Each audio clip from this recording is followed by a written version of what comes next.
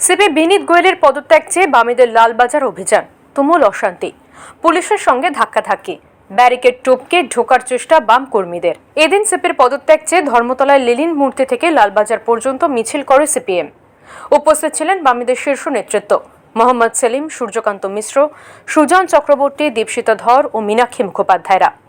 সোমবার লালবাজারে ঢোকার আগে 9 ফুট উঁচু ব্যারিকেড লাগিয়ে দেয় পুলিশ।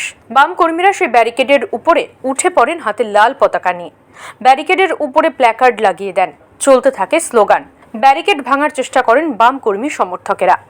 পুলিশের গার্ডরেল ভেঙে দেন। এদিন ব্যারিকেডের সামনে অবস্থান বিক্ষোভে বসেন মীনাক্ষী মুখোপাধ্যায়। সিপিআইএম রাজ্য সম্পাদক মোহাম্মদ সেলিমের অভিযোগ, পুলিশ 14 জন বাম কর্মীকে আটক করেছেন। তাদের যতক্ষণ না ছাড়া হবে এই বিক্ষোভ চলবে।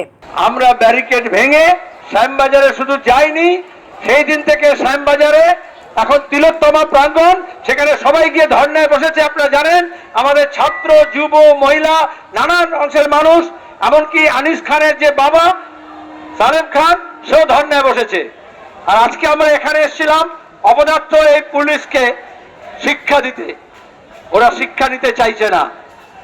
তাহলে আমরা এখানে আমাদের 14 জন সাথীকে ওরা গ্রেপ্তার করেছে। তারা শুধু অপদার্থ পুলিশ কমিশনারকে এখান থেকে অপসারণের দাবি জানাতে গিয়েছিল।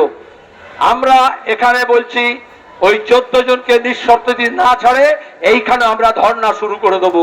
দেখবো পুলিশ কতক্ষণ ধরে আমাদের ধৈর্যের পরীক্ষা নেয়। রাজি তো? কলকাতা থেকে শেখ এরশাদ এবং সঞ্জয় রায় চৌধুরীর রিপোর্ট, ওঙ্কার বাংলা।